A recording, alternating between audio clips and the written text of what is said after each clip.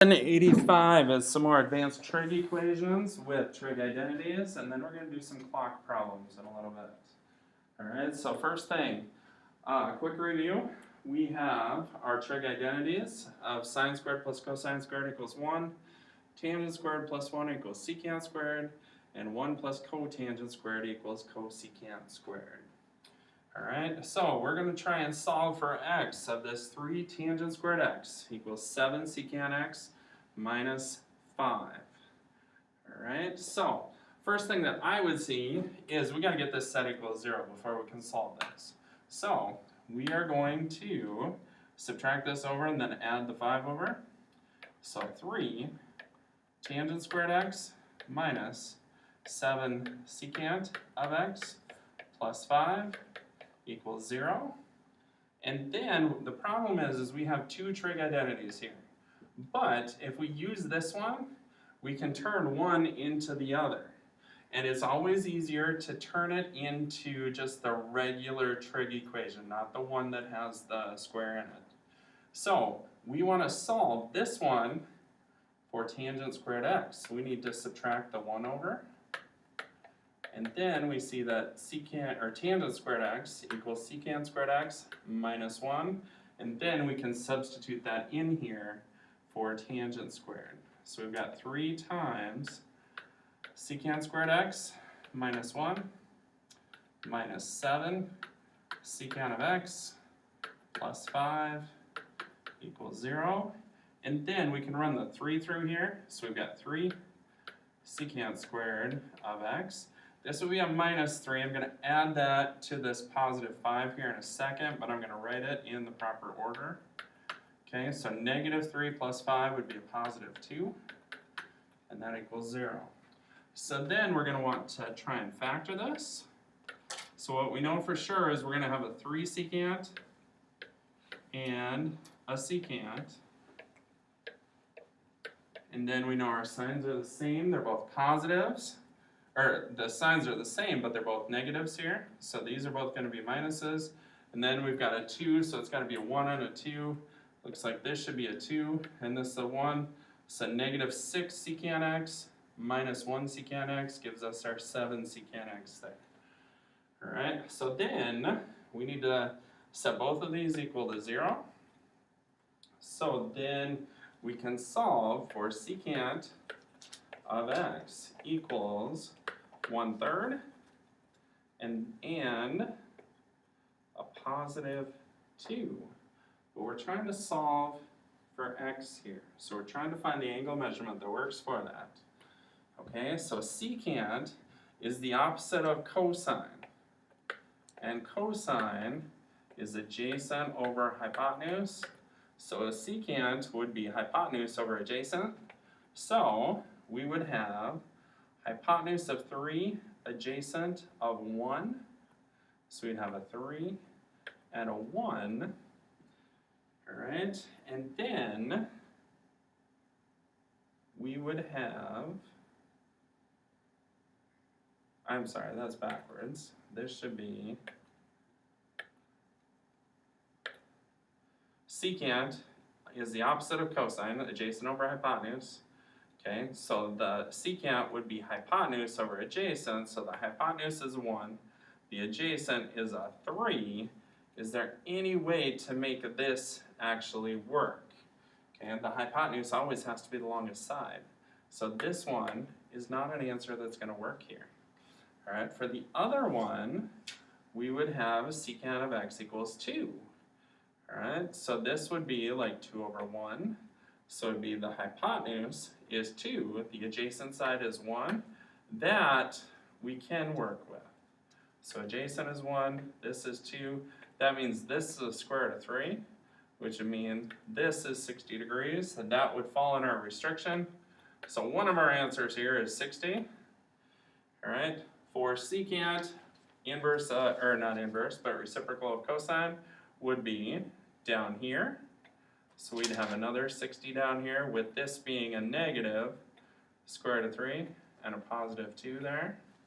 Alright, so this would be 300 degrees. So there are our two answers for this one.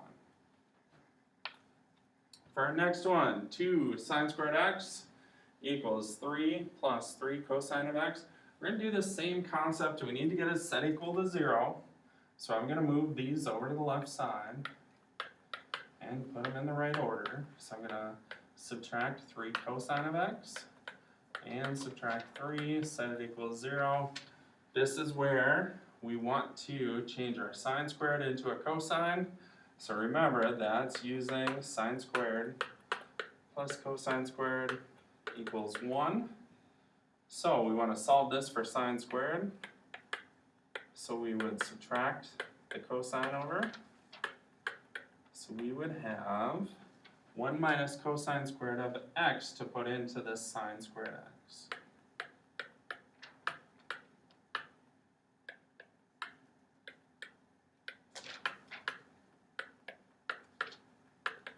Alright, from there we want to distribute.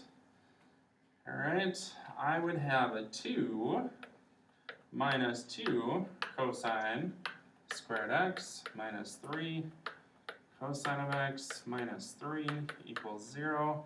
Combine like terms, we get negative 2 cosine squared x minus 3 cosine of x minus 1 equals 0. And what I see is I can factor out a negative 1 right away. So we've got 2 cosine squared x plus 3 cosine of x plus 1. That might be easier to do. It is for me. Whether you have to do it or not is kind of up to you. Alright, 2 cosine squared of x gives us a 2 cosine x and a cosine of x. And then this has got to be a plus 1, so it's plus 1, plus 1.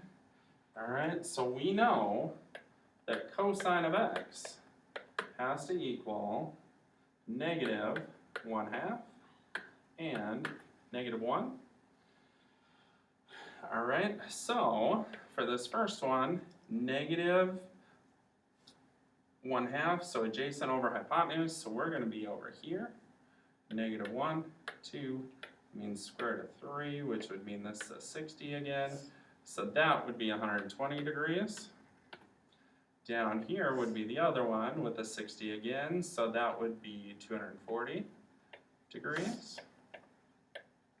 And then when does cosine of x equal negative 1? If you think about the wave of cosine, when is it at its bottom point?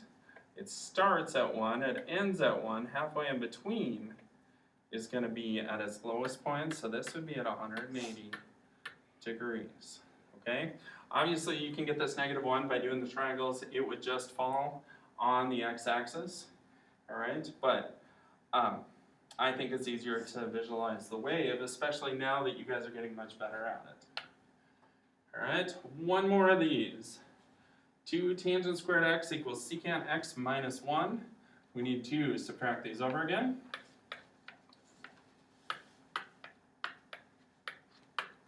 Alright, and the reason why we're doing so many of these is that they are more difficult to be able to visualize, especially doing this the first time. Alright, so our first one, we need to change tangent into secant, and that one is tangent squared x plus 1 equals secant squared x. So if we move the 1 over, tangent squared x equals secant squared x minus 1. So this part is going to go in here for tangent, so we've got 2 times secant squared of x minus 1 minus secant of x plus 1 equals 0. Run the 2 through. 2 secant squared x minus 2 plus 1 would be a minus 1, so minus secant of x minus 1 equals 0. Factor this. We've got a 2 secant of x and a secant of x. This would be a plus 1 and a minus 1. So this is going to have to be a minus 1 and a plus 1. So we have got a secant of x equals a negative 1/2 and a positive 1. Remember, secant goes with cosine. So we would have, first one would be adjacent over hypotenuse, so -2 over 1, so the adjacent side would be over here, -2, 1. That's not gonna work because the hypotenuse is shorter than the adjacent side, so that one's gone. Secant of 1 would be, remember reciprocal would be when cosine equals 1, which would be at both 0 degrees and 360 degrees when you think about the graph, the wave. Alright, so there's our two answers for that one. Alright, now, the hands of a clock point in the same direction, and how many minutes will they point in opposite directions? Now, for this, I understand that you can ballpark this answer. I want an exact answer for this. So what we need to visualize is we need to first visualize a clock.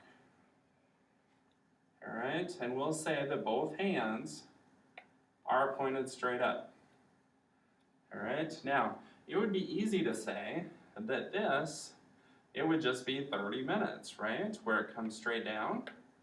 Alright, but what happens to the hour hand when it goes straight down?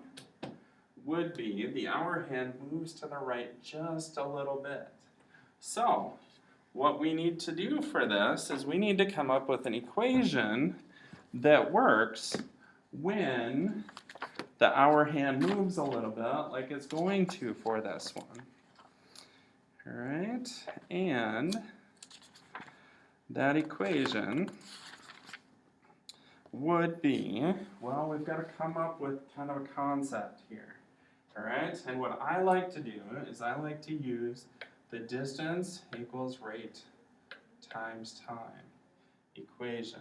And this is, it's not going to be perfect for it, but it will work for the most part. Alright, now, and we're going to use the minutes hand and the hour hand. So we've got two different ones going on here. Alright, so distance. Alright, what we know for sure is for this minute hand, it has to come all the way around and it has to be opposite the hour hand. So if we say that the hour hand moves a tiny little bit, we're going to call that D. We know for sure for them to be in the opposite direction. This one has to be D, so it's going to be over here. But then for the minute hand, it's going to be straight down, so it's going to be D plus 30. D plus 30. Okay? Alright, so there is our distance for both of these. For the rate, we are going to have, for a minute, it's going to move 1 unit every minute. Alright, so we're just going to put a 1 in there for the rate. For the hour hand, it's going to move, if we think about how far it goes, in 5 minutes. So here's our 1 up here. It would go 5 minutes when the minute hand goes all the way around. So it'd go 5 units every 60 minutes. So our rate here would be 5 over 60, but we can simplify that down to 1/12. Alright? And then our time is what we're trying to solve for here. So we've got a t for both of these, and that t should be the same for both of them. So, once we have that, then we're going to set up our equations. So we've got distance equals rate times time, and then for the hour hand, distance equals rate times time. Alright, now what I see right away is we have both of these solved for a variable. We want to solve for t, so I would put this in there for d. We would have 1/12 t plus 30 equals t. We've got to subtract this 1/12 t over, so we get 30 equals, this would be 12/12 t minus 1/12 t would be 11/12 t. And then we have to multiply by 12 over 11 to get t by itself. So we would get 360 over 11 equals t. Now if you think about it, when it was set up originally, we knew for them to be in the opposite direction, it'd be a little bit over a half hour. We don't know exactly how much over a half hour, but it'd be a little bit. Okay, if we take 360 divided by 11, we get 32.7, and this would be minutes. So it'd be 32.7 minutes for them to go from perfectly lined up to perfectly opposite of each other. All right, and then I should throw a minutes in here.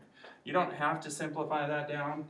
All right, it ends up being kind of a messy decimal, so you could just leave it as that fraction as long as it's simplified.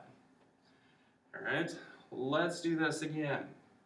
All right, we know that, and if you have to draw a clock out to visualize it, do the best you can.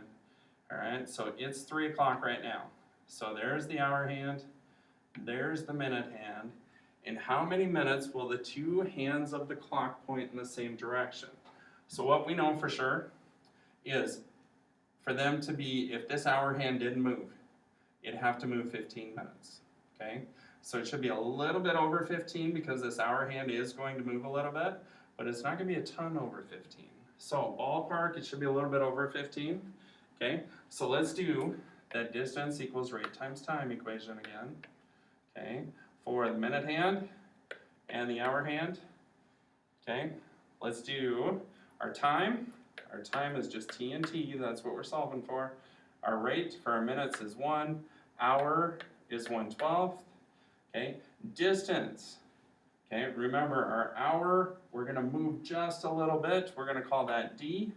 Our minutes, for this one, it has to go 15 to catch up, and then it's gonna be 15 plus whatever amount it has to go from there. So d plus 15, so our two equations are d plus 15 equals t, and d equals 1/12 t. Okay, same concept as the last one. Substitute this in for d. We get 1/12 t plus 15 equals t. Subtract this over, we get 15 equals 11/12 t. Multiply both sides by 12 over 11. We get, let's see, 180 over 11 minutes equals t, and a 180 over 11 ends up being 16.4 minutes, which is exactly what we said to start. It's going to be a little bit over 15, not very much though. All right, so set up your distance equals rate times time equations, and you should be good to go. The book does not do it this way. I think the book's way is much more complicated. All right, any questions? I'll be back on Monday to be able to answer them.